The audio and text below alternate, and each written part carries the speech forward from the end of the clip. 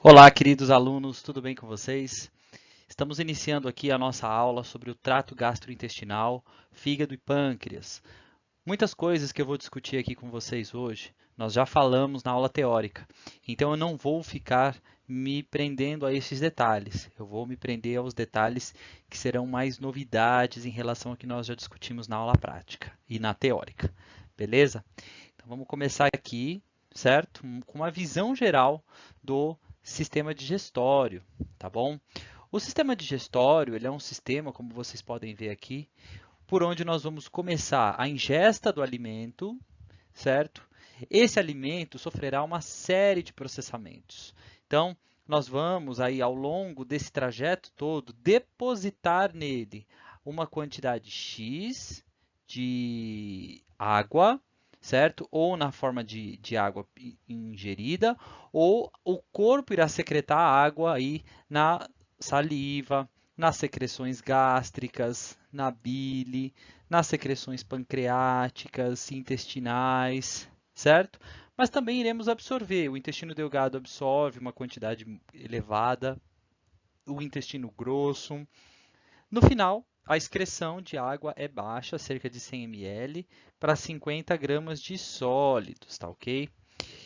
O pH ao longo desse sistema também vai variar. Então, na boca aqui, ó, 6,8 a 7, e quando a gente pega lá no estômago, o pH variando de 1,5 a 3, então é um pH que varia, tá? Dentre todas as camadas que nós já estudamos, a mais importante aqui, ó, vai ser a camada mucosa, tá? Lembrando que nós já estudamos aí várias camadas, né? A mucosa, a submucosa. No caso do sistema digestório, a mucosa será bem diferenciada em relação às outras camadas. Nessa camada aqui ocorrerá o processo de secreção, de absorção, né? Ela funciona como uma barreira e também como uma proteção imunológica aí, como nós veremos mais para frente. Bom, a cavidade oral, uma cavidade que vocês já estudaram aí com muita intensidade, principalmente aí em cabeça e pescoço, né? Ela vai ser uma estrutura aí formada pela boca e todas as estruturas aí, como a língua, os dentes, certo? Com as suas estruturas de sustentação, aí principalmente o periodonto, as glândulas salivares maiores, menores e as tonsilas, tá? O epitélio da, da boca é um epitélio pavimentoso, estratificado, certo? Algumas porções ali é queratinizado, outras porções do epitélio é paraqueratinizado, tá? Essa cavidade oral é revestida por uma mucosa mastigatória, certo? Então, uma mucosa especializada, tá bom? Uma mucosa bem preparada para a mastigação do alimento, beleza? Uma das estruturas mais importantes ali é a língua, certo? Quando nós olhamos a língua, ela é cheia de papilas, que são estruturas importantes aí nas sensações dos alimentos, tá? Então, nós temos as papilas fungiformes, as papilas folhadas, as papilas circunvaladas, tá? Formando aí as papilas da língua. Quando nós olhamos histologicamente, nós vemos aqui as filiformes, que não estavam citadas ali. As filiformes, elas não têm função gustativa. Elas auxiliam aí a quebra mecânica desse alimento, tá? E quando nós olhamos essas papilas histologicamente, elas possuem um pouco de tecido conjuntivo aqui e pequenas projeções do epitélio, tá? Então, formando essa estrutura, um pouquinho de tecido conjuntivo aqui, ó, aqui é TC, tecido conjuntivo, tá? E algumas projeções do epitélio. Quando nós partimos para a papila folhada, ela tem essa conformação aqui, ó, tá? Parecem folhas, tá bom? Então, o epitélio ele vem aqui e ele tem um declive, tá bom? Esses declives aqui são as papilas folhadas e elas possuem conexão direta com estruturas chamadas de botões gustativos, tá? Assim como a papila fungiforme já tem essa conformação aqui. Nós vemos duas estruturas de botões gustativos aqui intercalando com a papila fungiforme, tá? E aqui a papila circunvalada, né, que é uma estrutura maior, tá? Eu tenho aí um vale aqui, outro vale aqui e uma estrutura em forma parecendo que está formando uma circunferência, tá? Então é uma circunferência aí entre dois vales, tá bom? Também repleta aqui, ó, de botões gustativos, tá? Esses botões gustativos, olha só, eles são estruturas bem especializadas, tá? São aí células neuroepiteliais sensitivas que possuem uma conexão direta, tá? Elas podem se comunicar diretamente com o nervo facial, que é aí o sétimo par de nervo craniano, o nervo glossofaríngeo, que é o nono par de nervo craniano, e o nervo vago, aí foram que é o 10º par de nervo craniano. Então essas células sensitivas, ó, elas estão nessa região aqui, ó, tá? Elas se intercalam aí com as células de sustentação, que realmente vão dar a sustentação desse botão gustativo aqui. Aqui perto, ó, eu tenho células basais, e como nós já vimos ali, as células basais são células tronco, caso haja aí uma destruição, e é muito comum acontecer isso nessa estrutura, né, ou por temperatura, ou por atrito, esse botão ser destruído, então essas células são renovadas, tá? O que dá para perceber aqui, ó, é que essa célula sensitiva ela está intimamente relacionada a prolongamentos axionais dos nervos, né? Então aqui, ó, eu tenho vários neurônios e esses neurônios todos, ó, se confluem, né? Esses prolongamentos axonais se confluem em uma única estrutura aqui, que é o nervo, tá? Então essa estrutura ela tem aí a capacidade de gerar aí despolarizações e através desses nervos enviar informações aí ao sistema nervoso central, tá bom? E aí aqui, mais ou menos, né, o que eles provocam dentro da célula, né? Então a gente sabe, por exemplo, que o amargo, o doce e o umami, cada um tem um receptor diferente, receptores ligados aí à proteína G, tá bom? Então, esses receptores, quando são estimulados, eles são vinculados à proteína G. Eles ativam a fosfolipase C, que através da via do fosfoinositol, certo? Vão mexer com reservas de cálcio, tá? E essas reservas de cálcio, aí, essas vesículas de cálcio vão ser exocitadas e vão estimular um nervo. Já o azedo, ele não está vinculado à proteína G, ele está vinculado a canais de hidrogênio e também a canais de cálcio, tá? Então, o azedo promove a entrada de IH+, nessas células, juntamente com a entrada de cálcio, certo? E aí, esse cálcio que é exocitado e estimula as fibras nervosas. Mas quem desencadeia aí a abertura dos canais de cálcio é a entrada do hidrogênio, tá? E por fim aqui, ó, o salgado. O salgado ele sofre aí despolarização principalmente com a entrada de sódio. E a entrada de sódio faz abrir canal de cálcio e informar o neurônio o que está acontecendo, tá bom? Aí as glândulas salivares, certo? As glândulas parótidas são glândulas totalmente serosas, tá bom? As glândulas submandibulares já serão glândulas mistas, ou seja, elas vão ter secreção serosa e mucosa. E as glândulas sublinguais também vão ser mistas, tá bom? E no humano, aí são mais mucosas do que serosas, tá? Então, quando a gente fala aí numa glândula, a gente tem aqui a razão entre elas, tá? O vermelho está exemplificando se a secreção for uma secreção aqui, ó, se a secreção for serosa, tá? O amarelo me indica se a secreção for mucosa. Então, quando a gente pega a parótida, a secreção dela é uma secreção serosa, é uma secreção de origem mais lipídica. A submandibular varia, ela é boa parte de secreção serosa, cerca de 75% da secreção dela é serosa e 25% apenas é de secreção mucosa. E a sublingual, temos aí cerca de 75% de origem de secreção serosa e só 25% de secreção serosa, certo? 75% de secreção mucosa e 25% de secreção serosa. E aí são glândulas clássicas, né, gente? Você tem ali o ácino, certo? Que são as células epiteliais modificadas que realmente vão produzir o produto de secreção.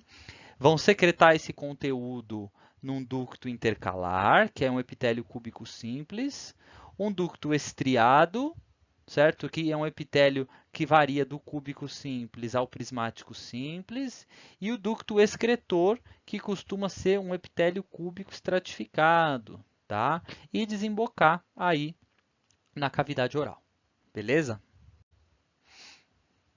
Daí, quando nós partimos para os órgãos propriamente ditos do trato gastrointestinal, daí nós estamos falando em uma estrutura tubular, com as camadas clássicas, com a mucosa, a submucosa, a muscular e a adventícia, com algumas especificidades, tá bom?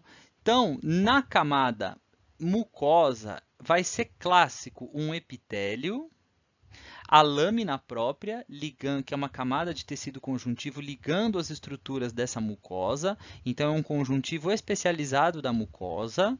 E logo embaixo, uma finícula camada muscular lisa, que é chamada de muscular interna ou de muscular da mucosa, tá bom? Abaixo dela, a gente tem a submucosa, com o tecido conjuntivo clássico, né? E tudo que é associado a esse tecido conjuntivo, como vasos, nervos, né? Tecido linfático. A muscular externa, que é uma camada de músculo mais externa. E aqui no final, uma camada de finalização. No esôfago, essa camada ela é mais conjuntiva, então eu chamo de adventícia. Já no estômago e nos demais órgãos do trato gastrointestinal, ela vai ser uma camada serosa, tá? Onde eu vou ter o mesotélio ali, que vai ser um epitélio pavimentoso simples que encerra o tecido. Então, quando você encostar na anatomia no órgão, essa parte mais externa aqui, ó, que você está encostando, é a serosa, tudo bem? Então, quando a gente parte aqui, ó, para o esôfago é um epitélio estratificado pavimentoso, tá? Então, quando a gente pega ali a camada mucosa do estômago, é essa camada aqui, ó, tá? É um epitélio estratificado, pavimentoso, então tá aqui, ó, camada mucosa. Abaixo dessa mucosa, nós temos a lâmina própria. Tudo isso aqui, ó, é uma grande camada de lâmina própria que tem no esôfago, que é um tecido conjuntivo. Então, aqui eu tenho células basais, certo? A gente não pode esquecer nunca aqui, ó, que nessa lâmina própria ficam as células basais. Se tem tecido conjuntivo, tem o quê? Vasos. O que mais que tem aqui? Nervos. Tudo bem? Tenho todas essas estruturas.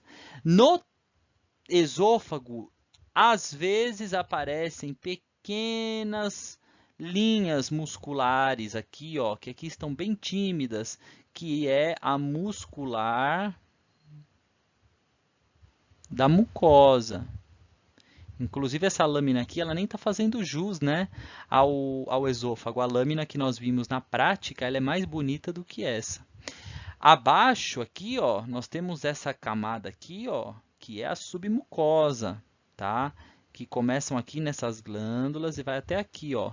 Tudo isso aqui é submucosa,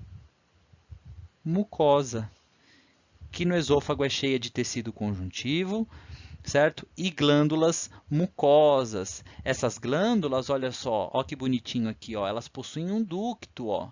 E esse ducto cai aqui no epitélio, tá? Como esse epitélio aqui não possui células caliciformes, ele precisa ter aí uma hidratação, precisa ter uma estrutura mucosa para proteger do atrito, né, do alimento que vai passar aqui. E essa proteção é dada por essas glândulas aí da submucosa com ducto se projetando ali pela cavidade mucosa, tá? Pela camada mucosa. Abaixo dela aqui, ó, nós temos uma longa, grande camada muscular ou muscular externa, né?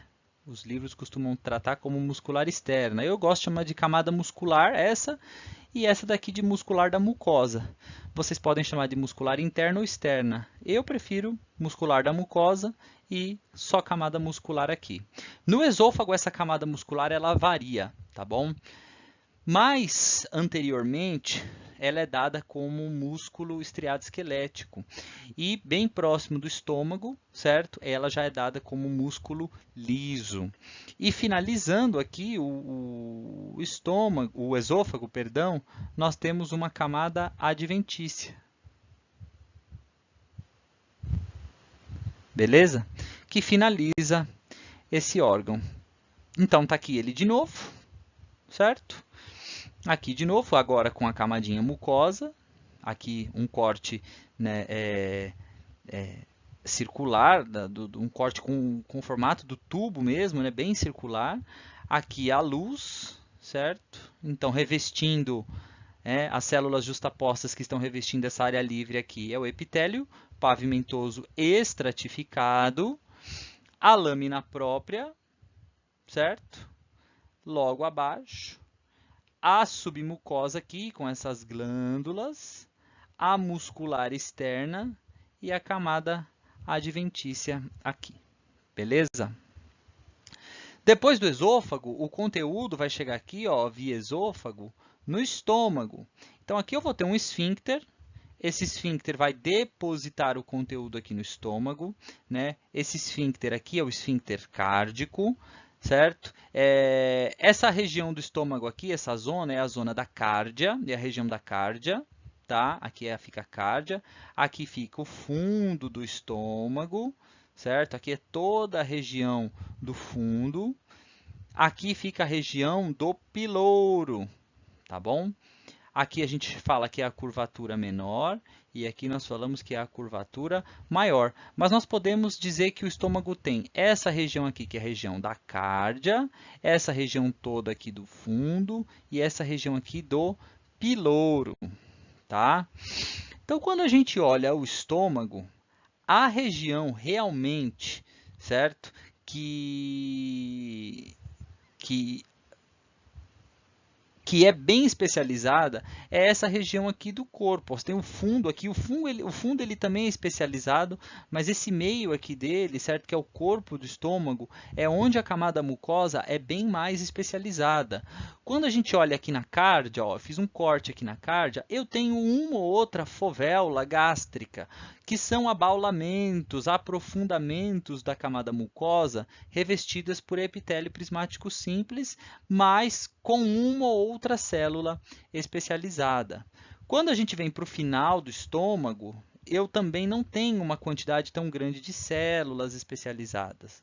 Quando eu pego o corpo do estômago, aí sim, ó, essa mucosa ela é revestida por um epitélio prismático simples, mas com aprofundamentos, tá bom? A primeira porção desse aprofundamento é chamada de istmo, depois eu tenho o colo e depois a base, que é mais profunda ainda, tá?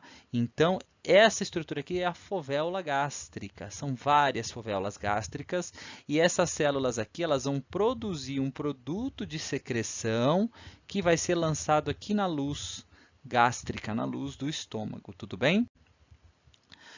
Aqui de novo, certo? Eu tenho aí as fovéolas gástricas, tudo isso daqui, ó, forma a camada mucosa, tá bom? Com um epitélio prismático simples, certo? Aqui, ó, ligando essas fovéolas, eu tenho quem? A lâmina própria, que tem vasos sanguíneos, tudo bem? Bastante vasos sanguíneos. Tem tecido linfático, certo? Tem, ó, bastante vasos sanguíneos aqui. Normalmente eles derivam da submucosa, tá bom? E tudo isso aqui é a lâmina própria, ó. Ela começa aqui e tem aqui também. E logo abaixo, a muscular da mucosa. Abaixo dessa camada, eu tenho a camada submucosa, certo? A submucosa com o tecido conjuntivo e tudo aquilo que a ele está associado. Depois eu tenho uma camada muscular lisa, que é o que forma o estômago. E por último aqui uma camada serosa, que tem tecido conjuntivo, mais mesotélio, que finaliza aqui, né? Que é o mesotélio. O que é o mesotélio? É um epitélio pavimentoso simples, beleza?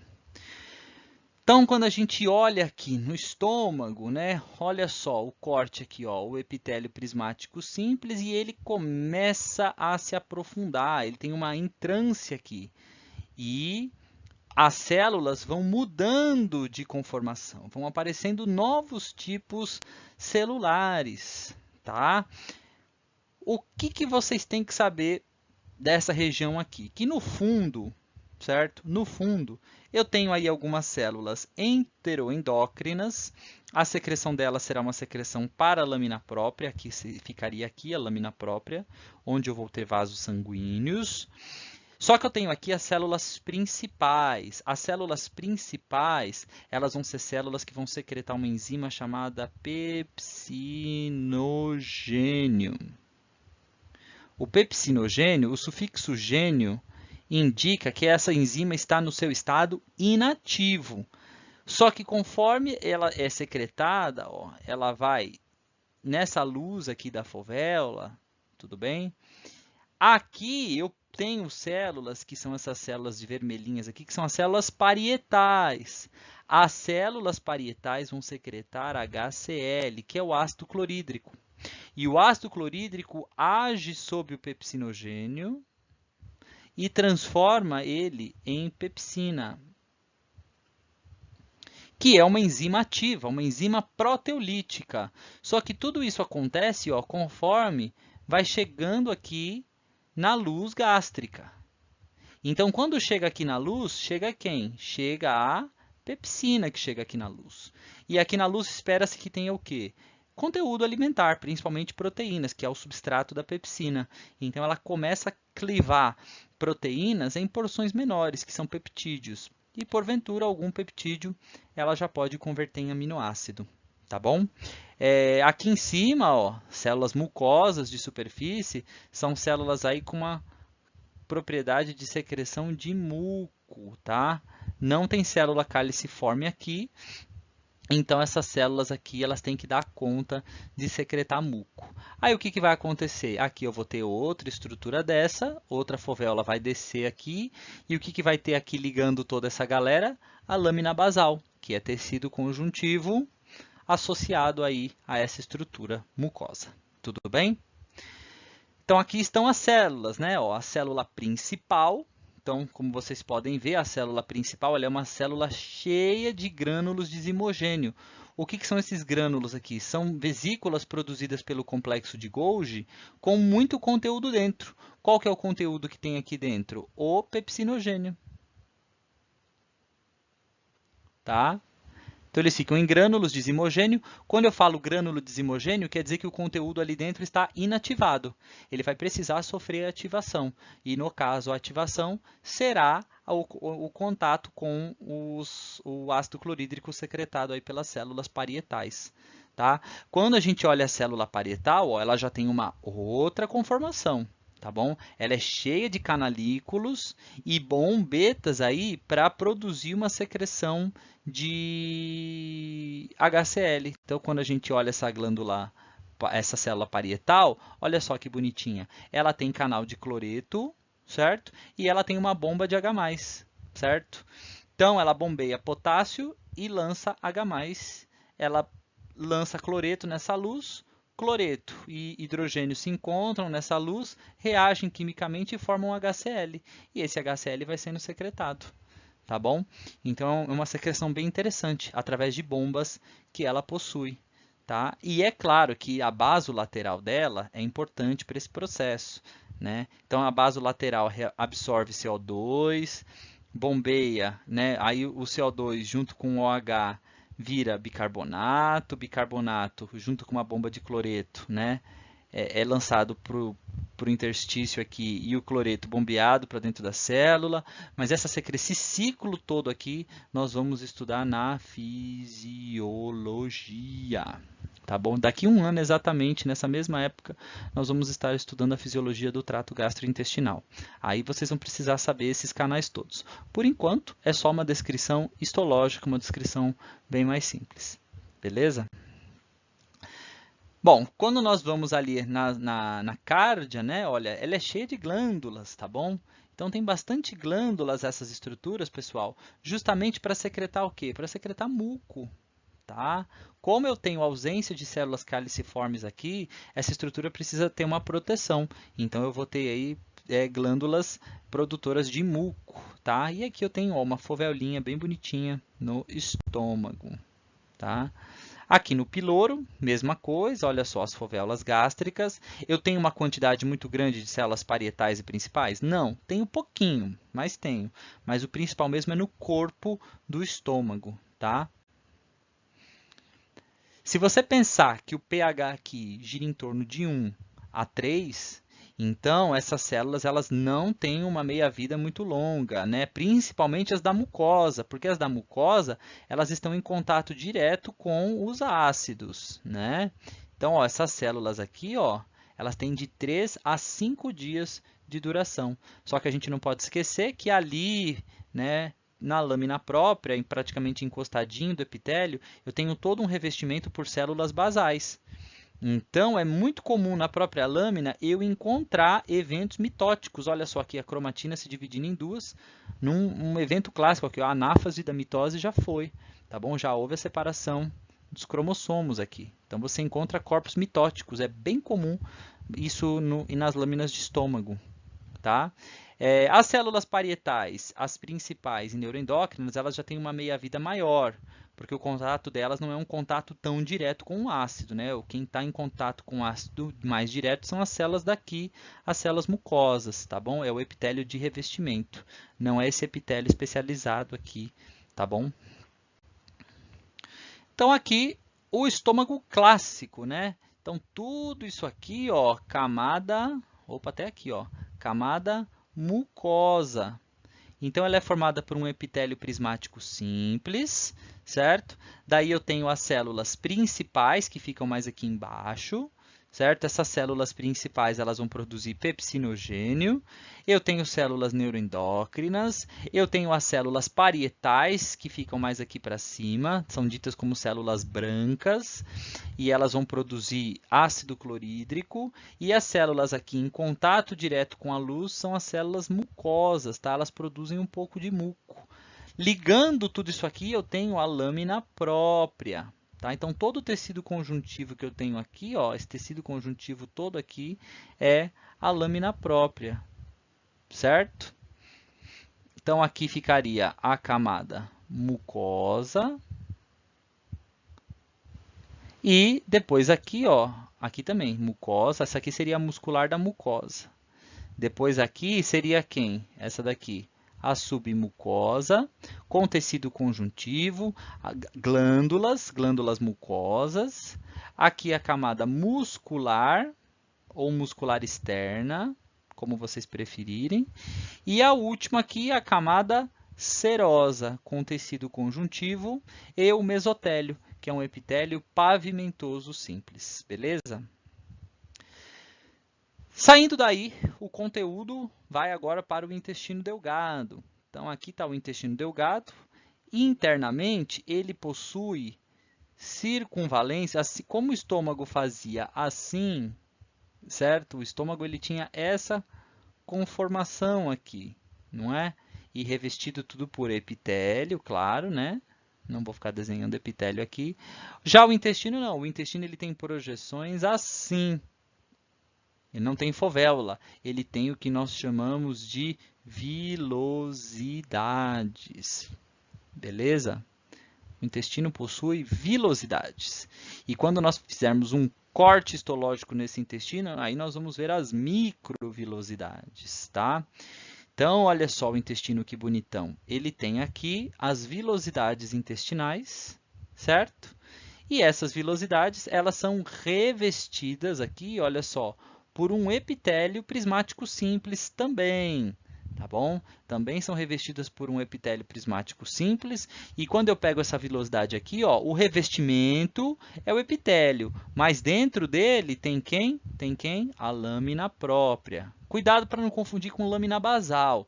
A lâmina basal é essa estrutura aqui, ó, que faz o epitélio deitar, né? Faz o epitélio repousar sobre a camada submucosa, que é essa daqui. Então, toda essa estrutura aqui, ó, é a lâmina basal, tá? Onde o epitélio está sustentado, se conectando no conjuntivo. Mas esse conjuntivo que eu tenho aqui, bem associado às vilosidades, é a lâmina própria. Nós só chamamos de submucosa mesmo quando a gente não tiver mais nenhuma estrutura vinculada à camada mucosa, tá? Tudo bem? Então, aqui, o intestino delgado, certo?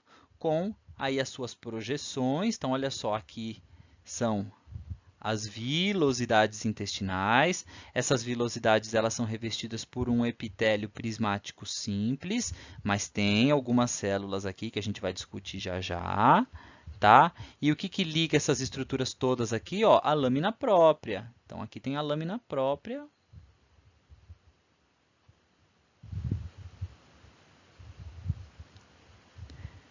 Essa lâmina própria, ela possui ali muitos vasos linfáticos, né? A placa de Peyer, que nós vamos discutir mais para frente. Eu tenho aqui, ó, muitos vasos linfáticos, eu tenho muitos vasos sanguíneos, tá bom? E aqui embaixo, ó, a muscular da mucosa, certo? Daí, nós temos aqui embaixo quem? A submucosa, tá? E aqui embaixo, ó, muito músculo, músculo liso. Ele fica aí em várias direções. E aqui embaixo, a serosa, certo? Com o seu tecido conjuntivo e o mesotélio, que é um epitélio pavimentoso simples, tá? Como vocês podem ver aqui, ó, tanto na muscular quanto na submucosa, eu tenho plexos, né, que vão ser aí uma rede de nervos, tá bom? Eu tenho tanto o plexo submucoso quanto o plexo mioentérico, que fica mais na muscular. Serão estruturas nervosas importantes aí para os reflexos intestinais, que vocês vão discutir lá na fisiologia, tá?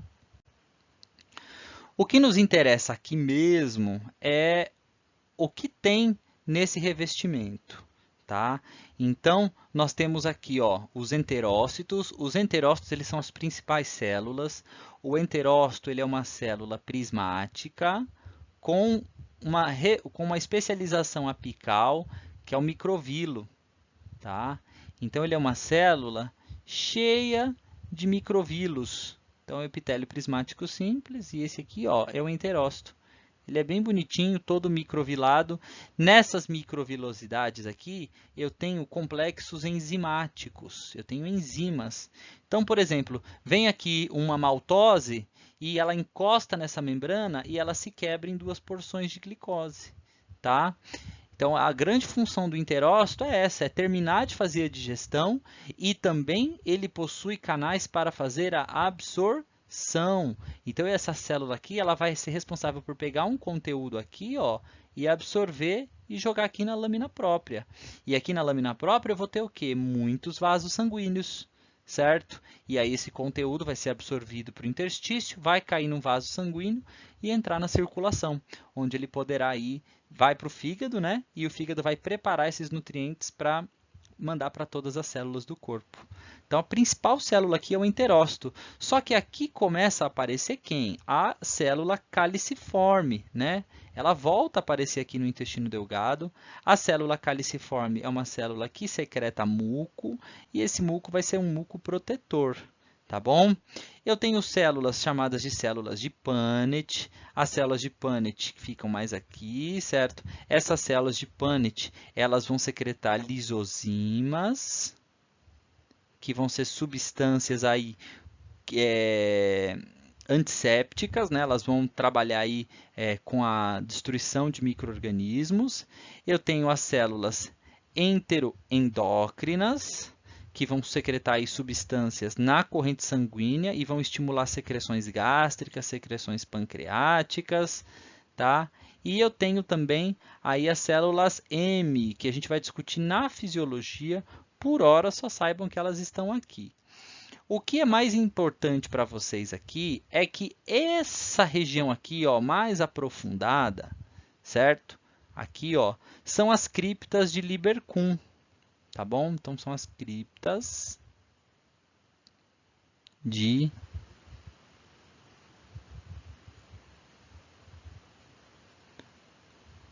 Lieberkühn. Aqui é um K, tá?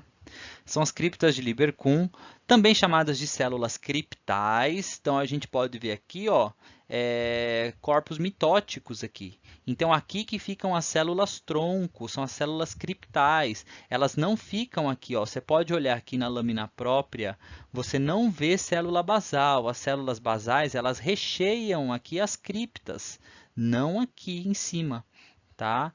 É muito importante, porque nós vamos ter aí patologias que afetam, destroem aqui a mucosa, mas são rapidamente renovadas. Agora, se eu tenho um vírus que destrói as células criptais, aí eu posso ter danos severos na mucosa intestinal, tá bom? Então, olha só, essa é a estrutura, tá?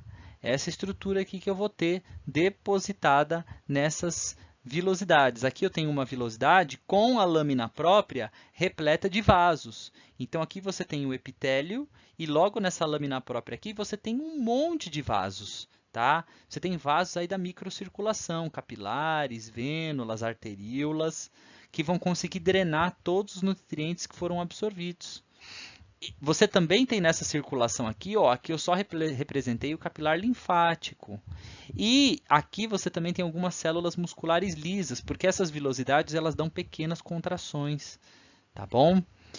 E aí a lâmina própria termina aqui, né, com a muscular da mucosa, a submucosa, com os vasos sanguíneos que irradiam para a lâmina própria, com os vasos linfáticos que irradiam para a lâmina própria e complexos nervosos aí que também podem irradiar para a lâmina própria.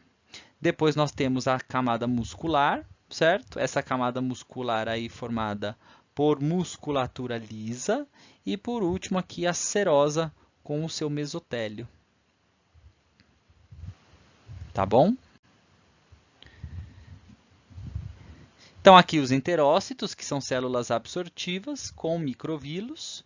Um enterócito ligadinho no outro aqui, ó, por junções de oclusão, por interdigitações. Você tem desmossomos por aqui também, tá?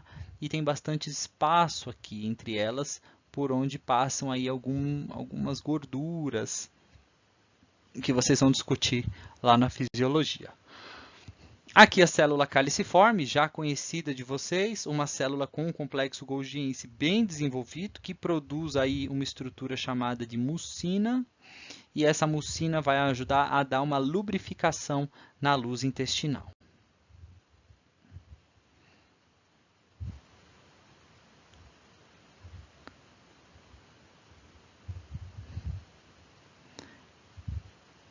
Aqui o revestimento, ó. Epitélio prismático simples, eu tenho glândulas.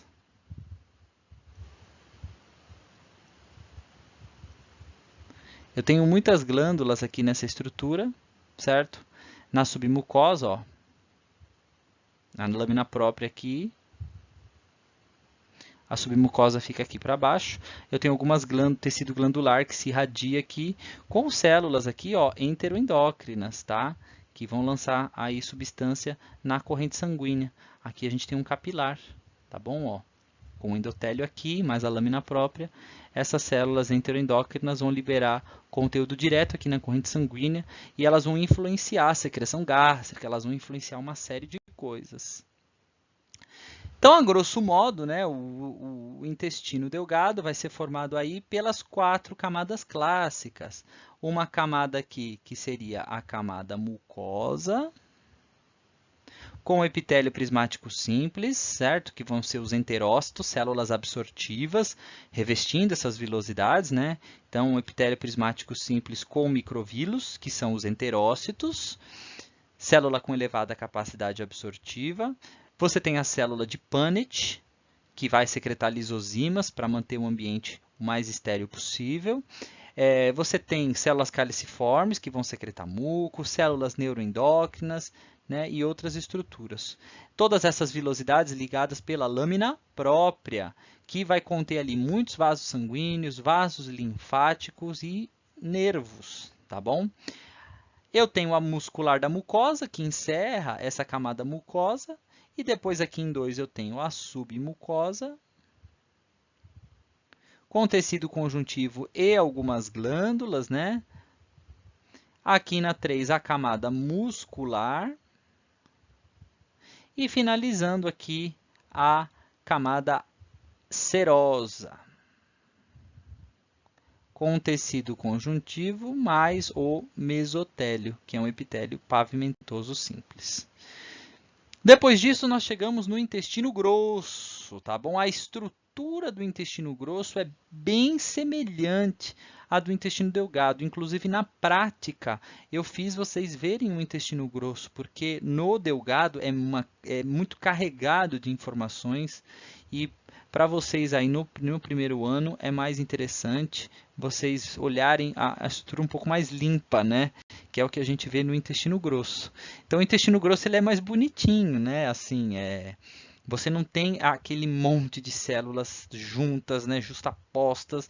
É um epitélio mais livre, certo? Então, a gente tem aqui o epitélio, continua sendo um epitélio prismático simples com microfilos, tem uma capacidade absortiva elevada, há uma absorção principalmente de água, né? E então, cada vilosidade aqui, ó, essa aqui é uma vilosidade, isso aqui é outra. Cada vilosidade é revestida aí pela sua lâmina própria. E aqui embaixo, a muscular da mucosa. E aí aqui embaixo, sim, a submucosa. Como vocês podem ver, é nítido aqui uma grande quantidade de células caliciformes, né? Muita célula caliciforme, secretora de muco, tá? Tanto que quando a gente olha aqui, né? Ele é uma trama com bastante muco saindo, tá bom? Dessas células caliciformes. É um órgão bem bonito, tá? Então aqui um tubo clássico com a camada mucosa, a submucosa, ó, com vasos sanguíneos, grandes vasos sanguíneos que podem se ramificar e se irradiar para a lâmina própria da mucosa. A muscular externa, certo? E a serosa aqui com o tecido conjuntivo mais o mesotélio. Esse intestino grosso, né, ele vai desembocar em duas porções terminais. A primeira porção que ele vai desembocar é no reto, tá bom? O reto vai ser uma porção mais dilatada e uma mucosa semelhante ao intestino grosso, ou seja, um epitélio prismático simples, tá bom? Com uma diminuição bem acentuada já das células caliciformes. E no reto, a vilosidade é bem pequenininha, tá bom? Ele ainda tem uma certa vilosidade, tanto que ele pode absorver água, tá? Um pouco de água, mas absorve. E depois desse reto, nós vamos ter aí o canal anal. No canal anal, eu vou ter três porções distinguíveis. A zona coloretal, que vai ser bem semelhante ao reto. A zona anal de transição, que é um intermédio entre essa daqui, e a última, que é a zona pavimentosa, ou seja, o epitélio dessa mucosa ele vai voltando a ser um epitélio pavimentoso, como era lá na boca e no esôfago. Tá? Então, a grande porção especializada mesmo está no estômago, no intestino delgado, no intestino grosso, um pouquinho no reto, mas no ânus ele já vai se transformando numa estrutura que não será mais focada em absorção nem secreção, e sim numa estrutura focada em proteção. Tá? Porque o conteúdo aqui eu espero que não seja mais um conteúdo liquefeito. Então, quando a gente parte aqui, ó, para a estrutura, né, retal e anal, nós vamos ter essa conformação aqui, tá bom? Então, aqui, ó, o epitélio, ele segue sendo um epitélio prismático simples, tá? Epitélio prismático simples. Aqui, ó, nessa região, ele é um epitélio prismático simples, que é a zona aí coloretal.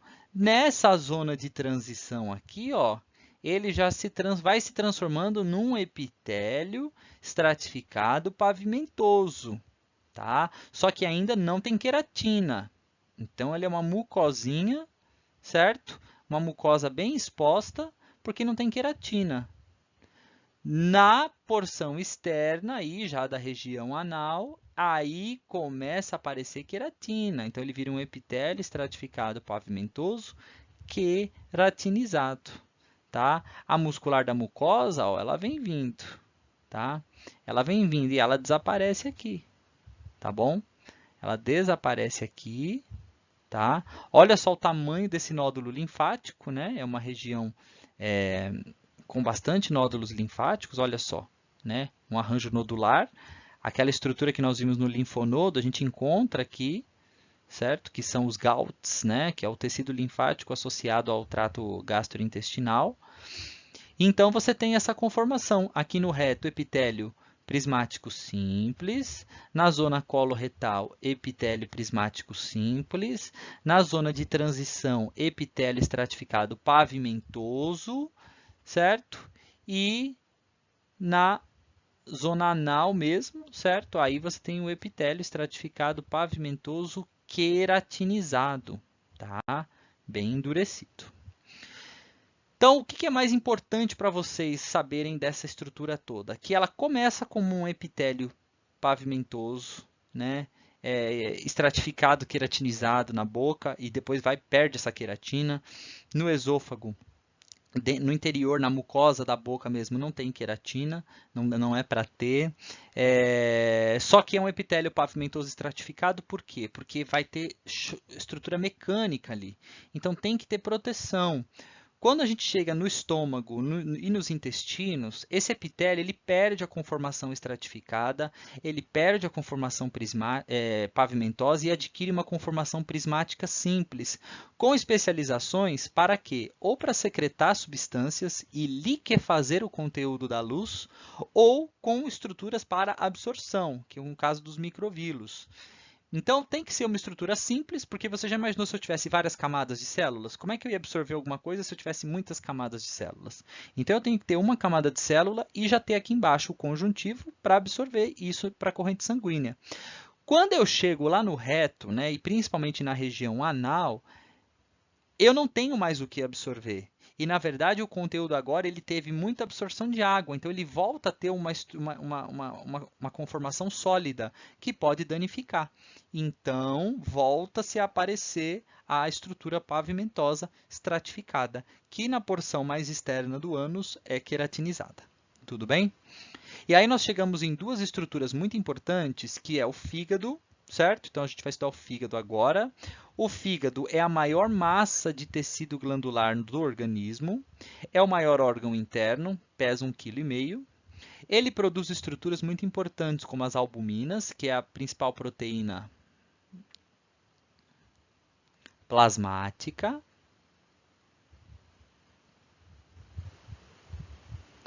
Ele produz aí lipoproteínas, que são proteínas carreadoras da corrente sanguínea, glicoproteínas, produz ali a protrombina e o fibrinogênio, que são estruturas vinculadas à coagulação.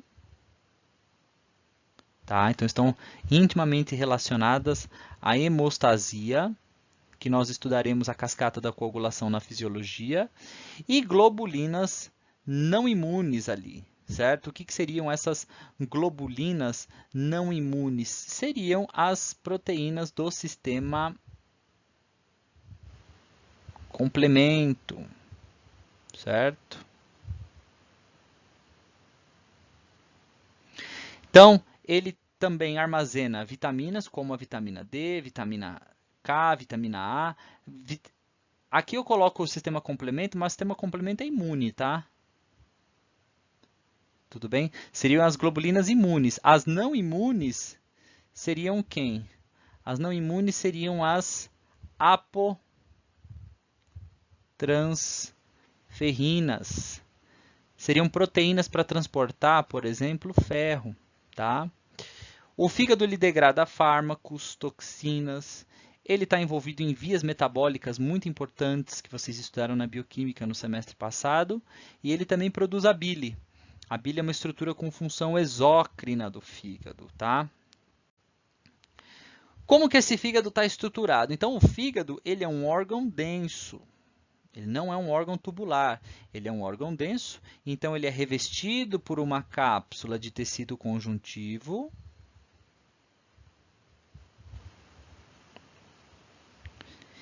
E a sua estrutura histológica é muito simples. Ó. Quando eu pego o fígado aqui, eu faço um corte e aumento, eu vejo uma série de estruturas chamadas de tríades portais. Tá? Então, eu vejo esses hexágonos aqui, ó, essas estruturas aqui, tá? Eu vejo muitas dessas, tá bom? Com tríades portais e um vaso no meio, que é a vênula hepática terminal, tá bom? Vamos discorrer melhor sobre isso aqui. Olha só, aqui eu tenho a estrutura clássica de uma tríade. Então, eu tenho uma veia sublobular, o fígado é um órgão muito irrigado. Essa veia sublobular, ela colhe o sangue da vênula hepática terminal, que fica aqui no centro dessa tríade.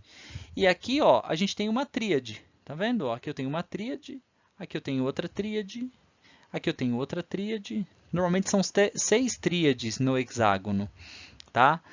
E o que é essa tríade? Aqui em verdinho eu tenho o ducto biliar, ou seja, os hepatócitos vão produzindo a bile, eles vão produzindo a bile e depositam aqui.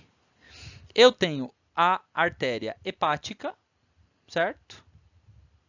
E a veia hepática, tá bom? Então, a gente vai ver aqui já já. Aqui. Melhor aqui. Aí, ó. Então, tá vendo aqui, ó? Cada uma dessas estruturas aqui, ó, é uma célula. É um hepatócito, tá bom? Então, cada uma dessas aqui é uma célula. É um hepatócito, que são as células do fígado.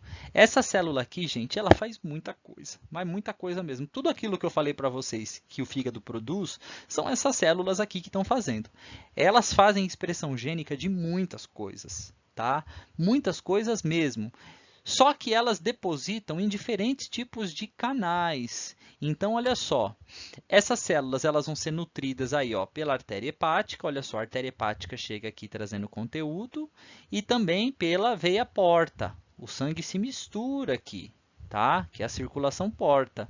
Ele circula aqui e deixa pela vênula hepática terminal, tá? Aqui ele deixa o fígado. Então, o sangue ele tem esse destino de circulação. Veia porta e artéria hepática se confluem aqui e fluem em sentido à vênula hepática terminal. Porém, os hepatócitos produzem a bile e os canais da bile aqui, ó, estão vendo? Aqui, tá vendo que tem um canal aqui, ó? Esse canal desemboca no ducto biliar. Olha só aqui, ó, outro ducto biliar. Então, se o hepatócito precisa produzir alguma coisa e lançar no sangue, ele faz esse caminho, cai aqui nesse capilar sinusoide e vem para cá. Se ele está produzindo bile, ele vai e deposita nessa estrutura aqui, que desemboca no ducto biliar, tá bom? Então, ele está aqui, ó, quer cair no sangue? Vem para cá. E assim vai, tá bom? Histologicamente, nós vamos ver isso daqui, ó. Nós vamos ver uma vênula central, também chamada de veia centrolobular. Na prática, eu vou discutir com vocês um pouco mais sobre a nômina. E aqui, ó, eu tenho uma tríade, aqui eu tenho outra tríade, aqui eu tenho outra tríade, aqui eu tenho outra tríade e aqui outra tríade. O que tem aqui na tríade? Vocês vão caçar sempre aqui o ducto biliar,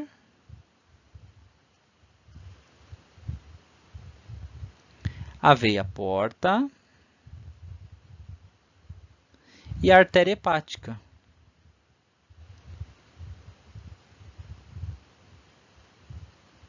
Tá? Cada tríade vai ter essa estrutura. E aqui no centro, ó, eu vou ter os hepatócitos distribuídos em cordões e muitos capilares sinusoides. E os ductos biliares, né? Os raminhos dos ductos biliares. Então, o sangue vai fluir de que sentido? Ele vai fluir no sentido da tríade até a veia central. E tudo que os hepatócitos produziram que precisam cair na circulação, vão cair nesses capilares que vão desembocar aqui na veia central. E daí vai para a circulação sistêmica. Se o que estiver sendo produzido pelo hepatócito foi a bile, ele vai cair no canal biliar e vai ser lançado aqui no ducto biliar. Tá? Então, eu vou ter sempre esse movimento contra a corrente, né? A bile está indo para uma direção, está indo no sentido da tríade, e a circulação está indo no sentido da tríade para a vênula central, ou veia centrolobular, tá bom? Então, é uma estrutura, é um hexágono, né? Bem bonitinho o fígado aqui, com as tríades, tá? Cada tríade aí com a sua veia porta, artéria hepática e o seu ducto biliar. Tá? Então, o fígado ele é um órgão denso formado por vários milhares e milhares dessas estruturas. Aqui, bem bonitinho, de novo, olha só. A artéria hepática libera o seu conteúdo aqui, a veia porta também. Se aí, aqui eu chamo de capilar, né? É capilar sinusoide que tem no fígado, tá bom? É um capilar sinusoide. Caminho bem tortuoso, tá? Estão vendo aqui, ó, no hepatócito, porventura, entre o endotélio do capilar e o hepatócito, surgem células ali nesse interstício que são as células de Kupfer. As células de Kupfer são macrófagos, tá? São macrófagos residentes nessa região. Beleza? E aí você tem aqui, ó, artéria hepática, veia porta. Todas elas se transformam em arteríola, né, vênula, até virar o capilar sinusoide. Se o hepatócito produziu uma substância importante, ele lança nesse capilar e aqui na veia central ou veia centrolobular, ele vai para a circulação sistêmica, tá bom? Se o hepatócito está produzindo a bile, ele vai desembocar aqui nesse ducto, certo? Que é o fluxo da bile que cai no ducto biliar e vai lá para a vesícula biliar, onde ele vai ficar armazenado, tá bom? Então, esse é o fluxo. E aqui eu tenho a principal célula, né, que são os hepatócitos distribuídos em cordões. Essa é a principal característica do fígado, esses hepatócitos distribuídos em cordões. Então, essa estrutura aqui, né, é a tríade. Veia porta, artéria hepática e ducto biliar. Então, aqui está uma conformação clássica, né, do hepatócito, tá bom? Então, aqui está o hepatócito, bem bonitinho, certo? Esse hepatócito aqui, ó, ele tem, olha só aqui, ó, a célula, está o hepatócito, aqui está um vaso sanguíneo, aqui está o outro, e aqui está um cordão de hepatócitos. Então, é sempre assim, ele tem um capilar aqui, um capilar aqui. Então, você tem um endotélio, outro endotélio. Nas porções do endotélio, né, onde o caminho é bem tortuoso, ou seja, que não teria revestimento endotelial, fica um macrófago residente, que é a célula de Kupfer. Tá? E no interstício, tá? No pequeno interstício, ele é chamado de espaço de Disse. Nesse interstício aparece uma célula chamada de célula de Ito. Essa célula de Ito é uma célula que acumula bastante gotículas de tecido gorduroso, de tecido adiposo. Tá? Então, é uma célula aí com uma grande reserva de gordura e que pode eventualmente abastecer os hepatócitos, caso haja aí uma situação de déficit nutricional, tá bom?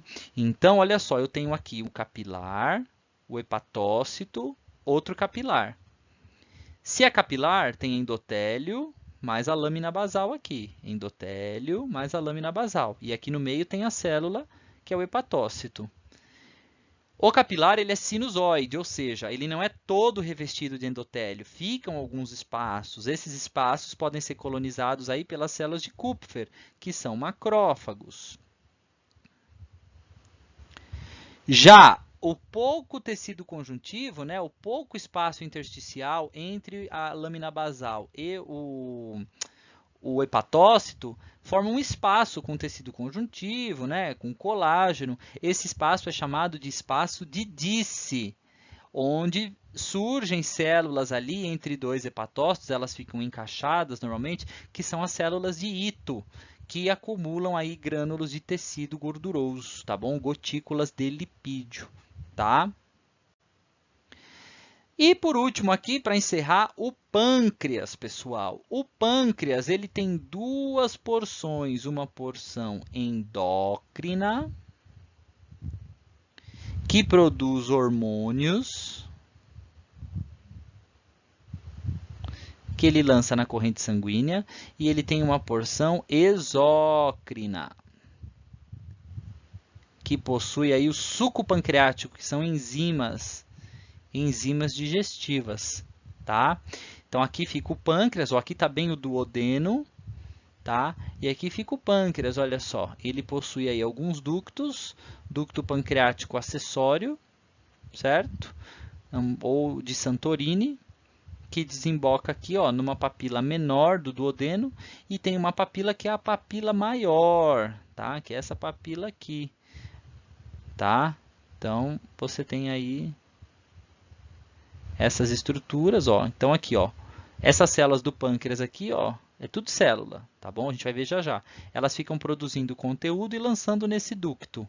Esse ducto tem algumas ramificações. Ele tem duas ramificações, na verdade. Uma ramificação, que é o ducto pancreático acessório de Santorini, que desemboca na papila menor do duodeno. E existe um outro ducto, que é o ducto pancreático principal, que é o de Wirsung. E esse principal, ele desemboca aqui, ó, numa região, a região da ampola hepatopancreática, que é a ampola de Vater, na papila maior do duodeno. Por que é ampola hepatopancreática? Porque ela recebe a secreção do pâncreas exócrino e recebe também as secreções, ó, da vesícula biliar e do fígado. Então, as substâncias produzidas no fígado podem vir daqui ou da vesícula vir para cá, tá bom? Então, essa região do pâncreas anatômica tem essas duas conformações, tá? Falando de células, né? O pâncreas ele pode ter duas conformações. Ele pode ter ali, ele tem vasos sanguíneos com células que ficam perto desses vasos. A gente vai discutir em endócrino, mas o mais importante ali são as células acinosas. As células acinosas, elas vão ser responsáveis por produção de enzimas digestivas, que é o famoso suco pancreático. Então, elas vão produzir esses grânulos de zimogênio, ou seja, essas enzimas todas, se são grânulos de zimogênio, elas estão inativas, são produzidas, lançadas aqui nesses ductos, certo? Que é o ducto intercalar, e vão até chegar no ducto intralobular, aonde vão desembocar posteriormente nas aberturas no duodeno, tá bom? E aí o suco pancreático, ele é repleto de substâncias, tem muitas enzimas. Aqui eu vou ter carboidrases que vão digerir carboidratos, eu vou ter lipases que vão digerir lipídios e eu vou ter proteases que vão digerir proteínas, nucleases que vão digerir ácidos nucleicos, né, como DNA e RNA. Então, o suco pancreático ele é uma mistura muito complexa que não cabe a nós ainda estudar do que ele é feito. Isso a gente vai ver na fisiologia, tá bom? Olhando a histologia do pâncreas aqui, ó, as células acinosas, né, com muitos grânulos, a gente vê muitos grânulos, e elas jogam esses grânulos aqui nesse ducto intercalar. E esse ducto intercalar vai desembocar lá no duodeno, tá bom? Como vocês podem ver, ó, existem vasos sanguíneos nutrindo esse pâncreas. E aqui vão crescer células muito importantes que vão fazer a função endócrina do pâncreas, que é a produção aí de insulina e do glucagon, que vão ser os hormônios glicemiantes aqui. Tudo bem, pessoal? Espero que tenha ficado bem claro para vocês um pouquinho dessa histologia. Na prática, talvez aí tudo se esclareça com mais profundidade. Tá bom? Um beijo a todos e até a nossa aula. Até a próxima.